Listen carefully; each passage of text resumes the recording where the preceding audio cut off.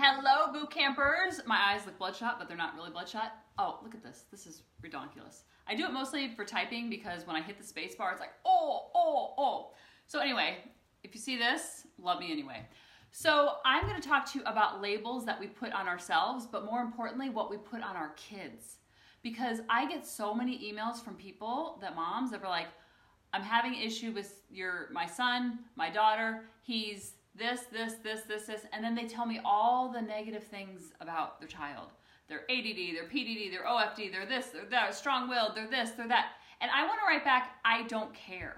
And I don't mean that in a derogatory way. I mean it in a way as you're seeing the negative parts about your child versus seeing the positive, the beautiful, the blessings. Like, what are the good things about your son? What are the great things about your daughter? There's so many good things, but you need to see it in yourself first. And when you see it in yourself first, you're going to project that onto them and see that in them. So if you're hard on yourself, you're going to be hard on your kids. If you are not nice to yourself, you're not going to be nice to your kids. It always starts with us, and it's 90% projection. So what you see in your child that stresses you out or worries you, flip the mirror back on yourself, which is very hard to do, but that's where true growth comes from. And that is where your work is. So if you are worried about your child's confidence, then you work on your confidence. If you're worried about your child's self-esteem, then you work on your self-esteem. If you're worried about your child's self-control, then you work on your self-control. If you're worried about your child yelling too much, then work on your yelling. If you're worried about your brother and sister, the brother and sister not getting along, then work on how you're getting along with them. How are you modeling that? Work on how you're getting along with your spouse. How are you getting along with your family? How long are you getting along with your inner circle? Fix that, work on that. That's the work. And the people that are here that are bringing up all this stuff are the ones who are going to teach you the most. So when I was teaching first grade, I used to get a stack. I got 20 kids, and I would get a stack of index cards, the big mamas. And on the index card, it would say their name, their birth date, and then it would say their reading level, their writing level, their math level, their behavior level, what they got in it would give it like a kind of a snapshot summary of the child. And it would tell me if there was any medication being used, like any allergies, if they were ADD, or if they were, Down syndrome, or whatever their 411 about them as a whole. And what would happen is I would get these and I would read them, and then I would spin out, and I'd go home and like, David, oh my goodness, I have Nick this year. I can't believe I have Nick, and I haven't even met him. Then the kindergarten teachers would come to me and they'd say, do you get your class list? Did you get your class list? I'm like, yeah, here it is. Tell me. And they're like, oh, you've got to make sure that you sit Nick in the front, and oh, Ian, he's such a sweetie, and oh, Hannah, oh, you're gonna have a hard time with that mom because that mom is, and I would be like, oh my, and I hadn't even met the child yet. And all of a sudden, all these preconceived notions are coming up. So then when I would meet the Ian at open house, I'd be like, oh, hi, how you doing? And then when I meet the Nick, I would be like, hi, how are you doing? My energy was completely different because I was already seeing the negative parts of Nick. I'm just making up that name. I was already seeing the negative parts of Nick because of the form and because of the teacher. And I wasn't giving them a fair chance. And I wasn't, and I have to go back to my past self and forgive myself for doing that, because that teacher and that child, their relationship, it is what it is, and I am completely different from that child, and that child has grown up a year, and there's so many different things that happen in that time. So how unfair is it for me to have this preconceived notion of this student that's coming in and spending the next 180 days with me, and I have all these preconceived notions, I'm putting them right at the front, I'm like, I'm gonna nip this in the bud. So what I started to do over the years, because I would start to spin out, and then someone said, just stop reading the cards. Stop talking to the kid. Hi, Beth. Stop talking to the kindergarten teacher. So I was like, that's a really good idea. So I would get the things, I would give them in my mailbox, and I'd put them in a filing cabinet. The kindergarten teachers would come to me, did you get your class list? I'm like, I'm good. I know my class is going to be awesome. And it became this self-fulfilling prophecy. My kids are going to be awesome. My kids are going to be calm. My kids are going to be well-behaved. My kids are going to be incredible because they're gifts from God in my house, my classroom, for 180 days. What a huge responsibility that this is, that I am given this gift of this child. All the stuff that goes along with it. To love this child unconditionally and show them and just love them better and just fix them and help them, not fix them, there's something broken, but fix them as far as their reading and get them, I had kids coming reading sight words or not knowing their letters, and they were leaving reading chapter books. because I gave them a fair shake and I cleared the slate. And so I would have them come in. I knew nothing about them other than their name because there was a name tag. And I would treat them exactly the same and see them all as the same. And the first day of school, you know what I told them? That always, every single year, I said this before, and I said this every single year. Just so you know, boys and girls, I'm a really nice teacher and I'm never going to yell at you. And you could hear this collective sigh. Because I don't know if you've ever been yelled at. I don't know if you've ever been shamed. It don't feel good. It's not motivating. It don't do nothing. And my grammar stinks, but I'm doing that to prove a point. And so it became this self-fulfilling prophecy. Like, you are amazing. You're a second grade reader. You're and they were in first grade. You're this, you're that, you're this, you're that. And then they started believing it themselves. And then they started becoming it. Because whatever you tell your child or a child that you're dealing with, whatever you tell them, they will believe. So if you tell them that they're a brat, you tell them that they're not listening, you tell them that they have no self-control, you tell them that they're not a good listener, you tell them all these things, they will become that. I promise you, it's a self-fulfilling prophecy. And the same thing works for the opposite. You're a child of God. You're a miracle. You work so hard. I love your work ethic. I love the way you try so hard even though you fell down 15 times. That is amazing. I am going to try to be more like that when I do it. You must be so proud of yourself. You tell them that over and over and over, and then they start to believe it, and then they start to become it. I would tell my lowest readers in my class what amazing readers they were because they were reading the word the. That's amazing. I wasn't lying to them. I wasn't like blowing smoke up there, you know what? And then they started to believe it, and all of a sudden they were like, whoa, whoa, whoa, whoa, whoa. And it wasn't do this for Miss Hutchinson because make Miss Hutchinson proud. Do it for yourself, for how that makes you feel. And when Grady was in first grade, I love this story, and some of you might have already heard it, but I was getting notes home that he was disorganized, not being responsible, and not good at time management, like rushing through things. So every single day, I got these notes home. I was like, I was triggered as a parent. I was triggered as a teacher. I was triggered as a parent coach. I was triggered all over. I detached from that. I was like, he's a child of God, and this is an area that we are going to work on. No child is perfect. I'm not perfect. We don't want perfection. We don't want perfection. Hi, Alexandra. So then every single day, I would catch him being organized. I would catch him being responsible. I would catch him being a good time management. Even though that wasn't the majority of what he was doing, I would catch him in those moments when he was doing it, and then he became that. And he became organized. I would say he's very organized now. He's great at time management, and he's very responsible. Like, he's like, is my agenda in my backpack? I think I put it in there. Did you see it in there? Where's my lunchbox? Whereas before, he'd walk out of the house, no lunchbox, no backpack, and be like, see ya, Mom, peace out, Girl Scout. And I'd be like, dude, are you kidding me? But instead of saying, dude, are you kidding me? I got it in the remind, nag, nag, nag, nag, nag. No reminders, no nagging. I put the lunchbox out where he could see it. He'd pick it up. Grady, you are so responsible. Look at you remembering the lunchbox. Boom, chaka-laka, like a boom. I'm not like sitting down and like, okay, we're going to work on responsibility. Every day I would catch him being responsible. Then I'd be like, Grady, do you want to be ready at 7:15 or 7:17? He'd be like, 7:17. He'd be ready by 7:17. You are so good at time management. Or I'd be walking out and he'd be like, 7:17. I'm like, I know you're going to be ready by 7:17 because you're so good at time management. He was like, oh, I guess I am. I guess I'm good at time management. Because their brains are still developing, and it's like Play-Doh, and so you can mold it to think whatever it wants. So the way you talk to your child is what they're going to start believing. Then I would catch him in his room, and he'd be Legos everywhere, and I'd look at his drawer or his dresser. I'm like, oh, look how organized you are. Did Daddy do this? Oh, my goodness. He's like, no, I did this. No, I did this. I did this, Mommy. And I'm like, boom, chaka-laka-laka, boom. Look how organized you are. And guess what? He became more organized. So at the end of the year, this is the best part of the whole story, and this shows how much it works, because this is from an outside source, because you're like, oh, Kelly, you're just blowing smoke, your kids are perfect. No, no, no, no, no. I don't want them perfect. I want all the imperfections to come up, and I want to be non-triggered by them. And when I am triggered, I just detach from the trigger. I was triggered by Lily this week. I can tell you that in another video. So every day, for 180 days, I caught him being responsible, good at time management, because he was getting notes home, not about, if it was kindness, that's what we'd work on. If it was about whatever it was, I was getting notes home. I was getting feedback from an unbiased source telling me these things. And I'm like, let's do this thing. Versus like, oh my God, I'm failing as a mom. Oh my God, I'm not good enough. No, no, no, none of that chatter. Stop, bo, be, say goodbye. Goodbye. So then I would tell him, and I'd catch him every single stinking honking day, being responsible, great at time management, and being organized. And then you know what the teacher did at the end of the year? Oh, this was like, oh, hallelujah.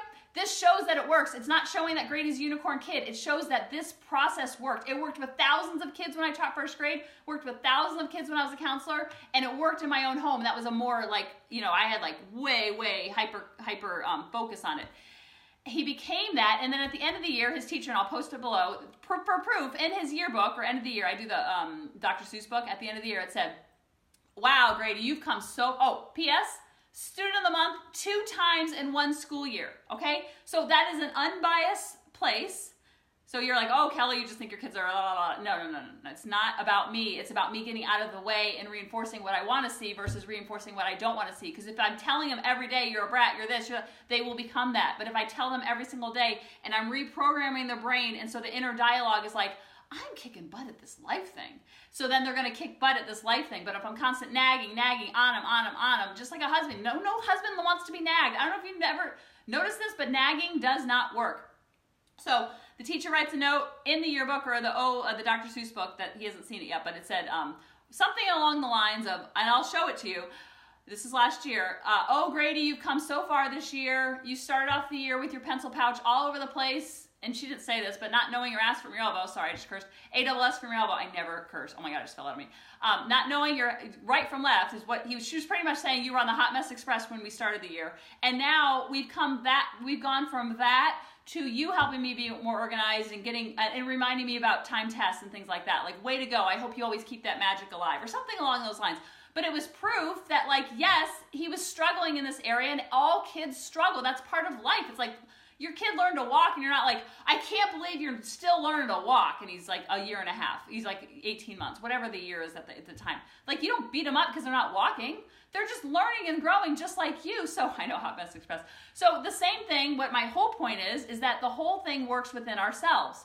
The way we think about ourselves, the way we talk about ourselves, the way we label ourselves, like all those folders, all those file folders, the way we label ourselves is what we will become.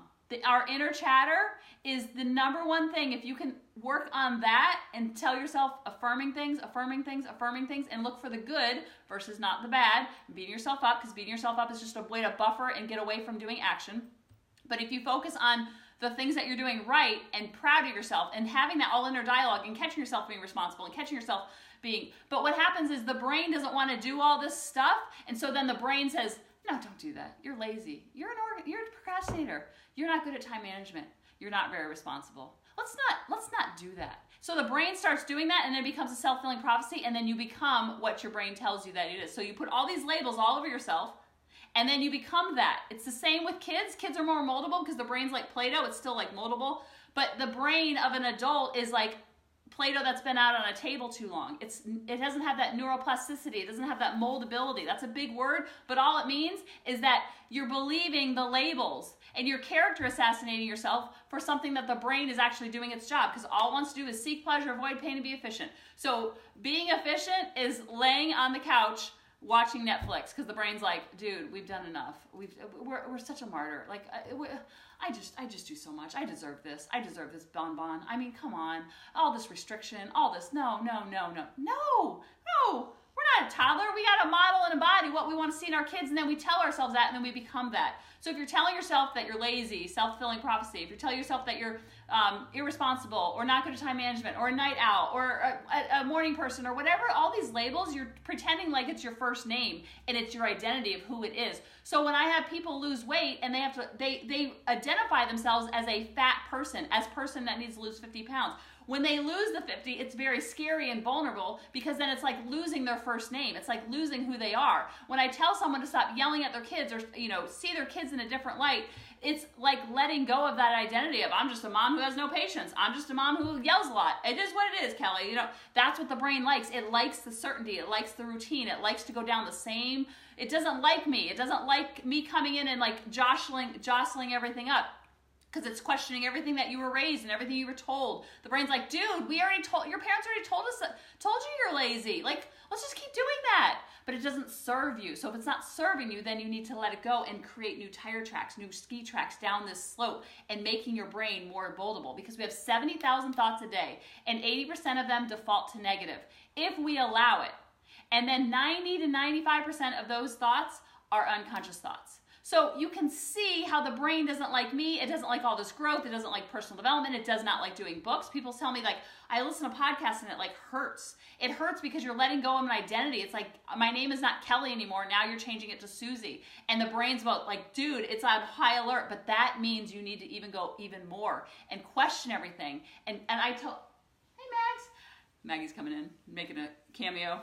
Boom, she's right there. Boom. Oh my goodness, she's so cute. So be careful of these self-fulfilling prophecies that you're putting on your children. Just like you wouldn't want the teacher to be like, if your kid had a bad kindergarten year, you wouldn't want your first grade teacher to be like, oh man, like to believe all those things about your child. You'd want a fair shake. So every day is a clean slate because their brain is still growing and you want to create that Play-Doh in the most beautiful way. So this week, perfect example of Lily. She had a project due on Friday. She got the paperwork done on home on Monday. And so in my mind, I'm thinking, well, she needs to get going on that. Like, I thought she got it last week, so I was a little, in my brain, I was a little annoyed that she didn't tell me or like start working on it over the weekend because like there's stores involved, but she got the, I found that out yesterday that she got it on Monday. Anyway, but I shut my mouth. I was completely triggered. I was like, okay, there's a lot of Pinterest moms in that group, and she's really got it. It's like a hat she's got to make, and like she's got to do the amendment. She's got to do some research. So in my brain, I see that she tells me at a baseball game, and I'm triggered. Like, what? You're telling me about that now? I can't believe it. That's what I want to say, but I don't always have to say what goes in my brain because my brain again is always working against me. So I said, oh, I can't wait to see what you do with that. You're so creative. You're so good at coming up with that stuff. That's she did I guess there's a lot of projects. That cereal project you did a couple weeks ago, it was so creative. I can't wait to see what you come up with. And she literally like lobbed it over to me, and she wasn't telling me that I needed to do it. She was just FYI. And I was like internally annoyed that she didn't tell me about this earlier because I thought she got it last week, but she literally got it that day. So on Monday night, she tells me. So I lobbed it back to her, and it's in her court. She's 5th grade, 10 years old, 10 and a half, student of the month, greatest student of the month. They got this thing because I want them to have the reins of their life as early as possible. If she forgets and blows it off and does a Thursday night, 8 p.m. and we have to go to bed at 8:30, then it is what it is and she suffers the natural consequences. Do I think that's going to happen? No. Is there a fear in me that might happen?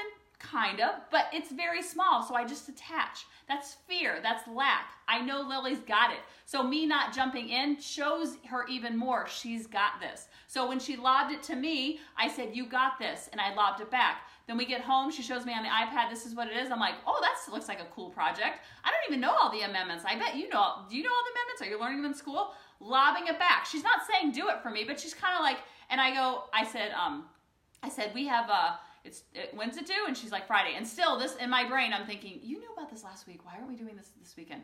I zipped my lips. I didn't say jack diddly squat. So she shows it to me. I'm like, I can't wait to see what you come up with. You are so creative at stuff like this. You're really good at art. I wish I was this good at art when I was in 5th grade. I'm telling her over and over. She's like, yeah, I'm pretty good at art. I'm affirming self-fulfilling prophecy, self-fulfilling prophecy.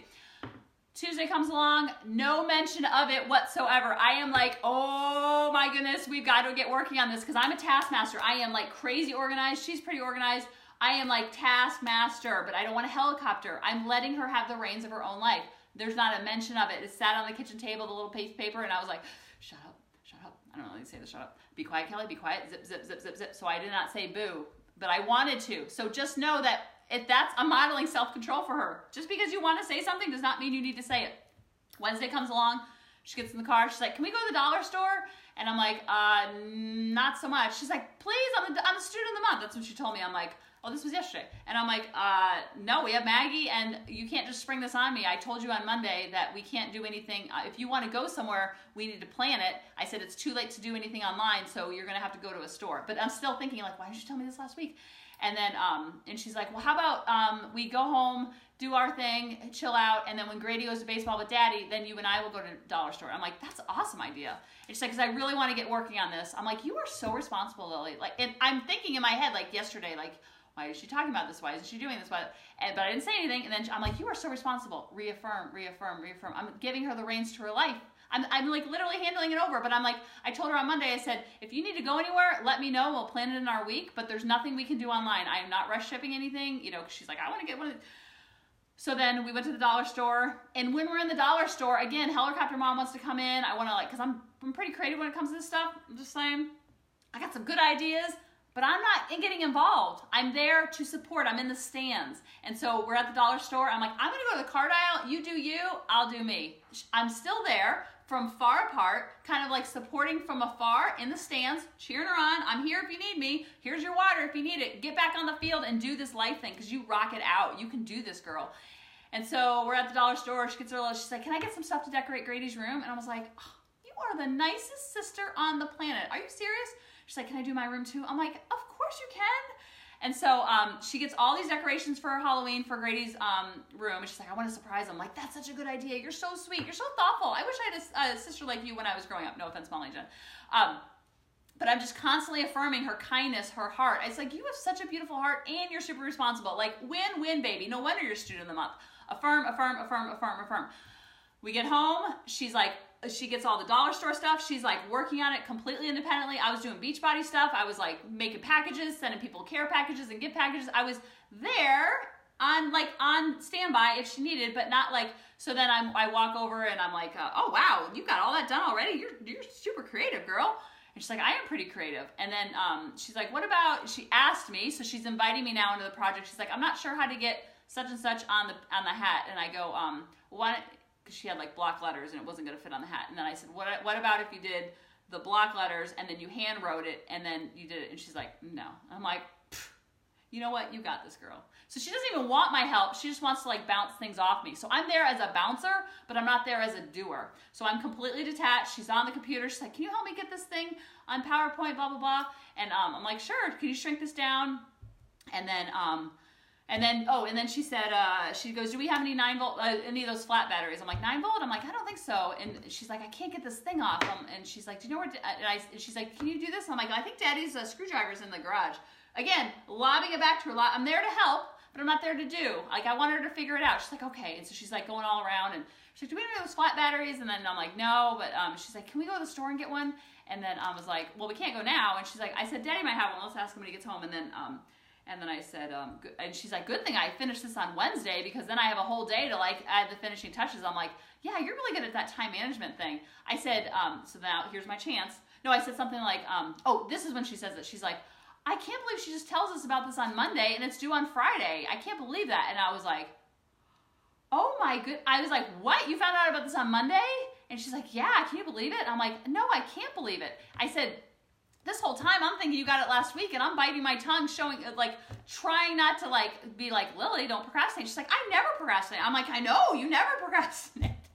She doesn't think she procrastinates. Instead of like, I can't believe you procrastinated, and then we get this big argument why she didn't tell me. Like, I'm there to help the situation, but I'm not there to enable and like do it for her. She's 10 years old, 10 and a half, 5th grade. Now, if this is Grady, I'm going to help him a little bit more, but he's still on his own. Just like his lunchbox, he's in charge of his lunchbox. He's in charge of his backpack. There's no carrying his lunchbox to the car, his backpack. All of that is on him. I might help him lay out his clothes when he's in VPK, but now he knows where his clothes are. So the more you can give the reins out, because I know sometimes it feels really good to be needed, but sometimes we take it to the next level where we're needed and needed and needed, where we're like still like, do you want my help? Do you want my help? Do you want me to help you get dressed? Do you want me to help you brush your teeth? Do you want me to... When they're like in 4th grade and we want to brush their teeth, because we like that feeling of feeling needed, but that's filling up an unmet need within us. We need to fill up our own needs and let them do them. And we kind of get out of their way and hand them over the reins, cheering them along the entire way in the stands, not on the field going, you should do it like this, you should do it like this, you should do it like this, because that comes from fear, that comes from lack. So when she tells me about it, it's coming from fear that I want to like nag and like, you got to do this and you got to do this, and how are we going to reverse engineer it? And I said to her this morning, she's like, I'm so glad I ate that frog and got done with that project. I'm like, you know what you're really good at? You're really good at like seeing a project, knowing how much work it's going to be, and like reverse engineering it. I said, because part of me wanted to be like, we should be working on this like last week. And that's when she's like, no, I got it Monday. I'm like, oh, that's right. So then I'm like, but you're really good at finding out on Monday and then reverse engineering and scheduling your time in blocks to know that like you can play with Liana now, then you can work on it then. You can go to volleyball then, and you're really good at like moving that all around without reducing the overwhelm. She's like, yeah, school doesn't overwhelm me anymore.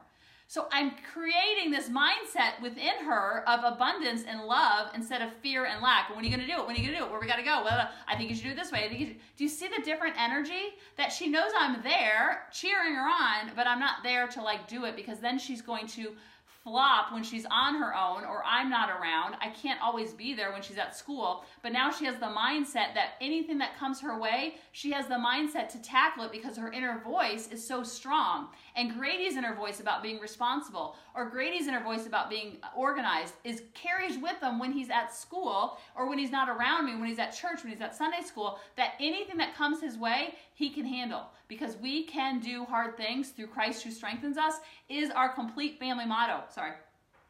Is our complete family motto. So anything that comes his way, I can do hard things. Anything that comes my way, I can do hard things. I'm trying to empty the dishwasher and I got a million things going on and I want to be distracted. I don't want to do it. I'm like, okay, Kelly, I can do hard things. I'm going to set the timer for 3 minutes. Think I can beat it? I don't know. Because I am modeling for them every single morning when I wake up and work out, I can do hard things. When I empty the dishwasher when I don't want to, I can do hard things. When I wake up early and I don't want to, I can do hard things. Because we choose hard. And when you, this is something that will blow your mind if you can remember this. When you choose hard things and the harder path and the path of least resistance, or the most resistance, your life will become easy. When you're always choosing the easy and you're listening to the brain and letting the brain take over, when you're always choosing easy, then your life will always feel hard. And it's always going to feel this battle.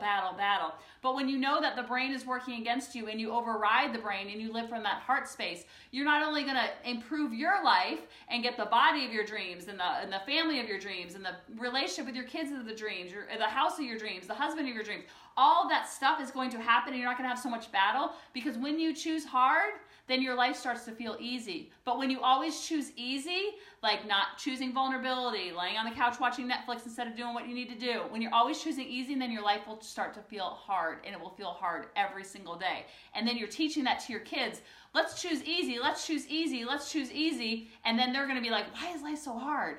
It's just the opposite. Like, we always choose the hard route. If your teacher asks for 2 to 3 sentences, we do 4 to 6. We 10x everything in life, because when we do that, life is a breeze. I cannot tell you how easy our life feels because we've chosen hard day in and day out, and then it doesn't feel hard anymore. It doesn't feel like such a battle. It's like, oh, this is part of life. It is what it is. Our AC goes out, our refrigerator goes out, our pool pump goes out, and we need new tires. This is awesome. It's awesome because we have air conditioning in the first place. It's awesome because we have the concept of refrigeration blows my mind when you think about it. And we have extra refrigerator and freezer in the garage. Or I have a neighbor. Like, how thankful am I that I have a neighbor that will take my food until our refrigerator gets fixed? So I could be the martyr and, oh, the sky's falling, it always happens to us, poor Hutchisons. No, this is awesome that this happened, because then this brings up everything that I can be grateful for. God wants me to be appreciative that we have refrigeration and that we have an extra one in the fridge. And we have these amazing neighbors and these amazing neighbors and probably these neighbors too. Probably not all the neighbors, but we have probably 6 neighbors that would take our food right now at this moment. Probably 20 if we went like through the neighborhood. You know what a blessing that is for our family? That is such a gift. And so that's what I'm talking about. I'm not saying, I can't believe our refrigerator went out. This is amazing. This is awful. And I'm like, wow, God really wants to teach us gratitude for refrigeration. And they're like, yeah. And so now Grady's like, did they fix it yet? I'm like, no, they're coming tomorrow. He's like, well, at least we have the one in the garage. That comes out of his mouth because he just knows that. And that's all we do is we focus on the positive. Life is always happening for us. It's never happening to us. We can choose the victim route. We can choose the motherhood. But then we're going to teach that to the kids, that when something bad happens to you, become the victim, become the martyr. No bueno, no thank you. I want to teach us the opposite. We're stuck in traffic. God really wants to teach us patience right now. I can't believe that we have to, I bet he's protecting us from something that bad was going to happen. So I'm so thankful for this traffic right now. Do you see the different energy that I'm modeling all the time for the kids? Not because I'm a unicorn mom, but because I want to model and embody that for my kids, so then they will absorb that from me, and that becomes their inner dialogue. Because the way I talk to myself is the way I'm going to talk to them. The way that I talk to them will become their inner voice. So what do I want to choose? Do I want to choose to focus on Grady's disorganization and his lack of responsibility and his lack of time management? If I focus on that, I'm going to get more of that. No, thank you. So I focus on the opposite, the antecedent of that. That's a big word. And then I get more of that. Same with David. Do I want to focus on the traits that I want to strangle him about? Or do I want to focus on the traits that are amazing about him? I focus on the traits that are amazing about him, and guess what I get? A boomerang of awesome, because I'm training my brain. It's like the scanner on the beach. looking for positive, looking for positive, looking for the good, looking for the good, and then I'm going to get more of good. What do I want to focus on with Lily? Do I want to focus on the things that I want to change about her and the things that she's working on, or do I want to work on the opposite? I focus on the opposite, and then I get more of it, because this is Tony Robbins, wherever your energy goes, I always say this wrong. No, wherever your focus goes, your energy flows, always and forever. So if you're having a hard time with this, take a mission trip to Cuba, take a mission trip to a homeless shelter, take a mission trip to your local food pantry. Do that, and then it will train your brain to be like, oh, it's not about thinking positive, it's about having perspective within the every single day. And so like I'm the prayer coordinator at my church. So like if I'm having a hard day, I'm like, snap the pen. It's like a pen that I snap in my brain. And I remember the kids that are fighting cancer. I get these prayers in my email that are just like, oh my goodness. You just lost your house through a house fire when no one was home and you lost your dog. Oh my goodness. So the laundry that I have to do right now, do you think I'm complaining about that? No, because complaining is draining. I teach it to my kids all the time. Complaining is draining, complaining is draining, complaining is draining. We focus on the good, we get more good. We focus on abundance, we get more abundance. We focus on the negative, we get more negative. We focus on the lack, we get more lack. So it's all about retraining the brain to do whatever we want more of. It is like magic, I tell you, like magic. But the brain doesn't like joy. Remember I talked about foreboding joy in another video? The brain doesn't like it because it's like, other shoe's gonna drop, let's drop it first. Nope, nope, nope, this joy is too scary, it's too vulnerable, other shoe's gonna drop. So then if our family's doing well, then we go outwards, we're like, oh my gosh, our family's doing great, the other shoe's gonna drop. Let's now hyper-focus about someone else's problems. Let's get all up in their situation, in their story, and let's like hyper-focus on that, because the brain likes stress, it likes drama, it likes all that like negativity, because then it's seeking pleasure, it sees that as like a way to protect ourselves, it's doing the job. But we override it. We have the ability to override it. All right, I swear I was only talking for 9 minutes, and I don't even know how long this is, but I am like not even like, it's not even me talking, so if you like the message or don't like the message, it's not me. It's like literally flowing through me, and I'm just the vessel, and I'm just the messenger. And so like if someone criticizes me, I'm like, they're not talking about me. If someone compliments me, I'm like, you're not talking about me. Because I am just literally, it's flowing through me, and I'm like almost like, you know those people at churches? I've never seen it live, but I've seen it like when they talk in tongues and then they're like exhausted when they're done. That's how I feel. Like I'm taking a nap right now after this, because this is all flowing through me. I'm like what is it? Patrick Swayze and Whoopi Goldberg. Who am I? I'm Whoopi Goldberg when Patrick Swayze comes through Whoopi Goldberg, and I'm like, whew, what was that? Like some people will be like, what was that book you mentioned? I'm like, what book? Did I mention a book? Like it is so out of body right now. And so if someone compliments me, I'm like, it's not about me. It's literally about a higher Holy Spirit, whatever you believe in, a creator coming through me, and it's not about me. So it feels very good. I'm like Patrick Swayze right now. No, I'm like Whoopi Goldberg, and we're like doing the I'm thinking of the clay and the pottery. Okay, now this is Kelly coming back. Kelly's coming back. Kelly's coming back. Okay, this is getting creepy. But literally, like, when people compliment me or say thank you, I'm like, literally, I'm just the vessel. I'm just the messenger. I'm just making the pottery.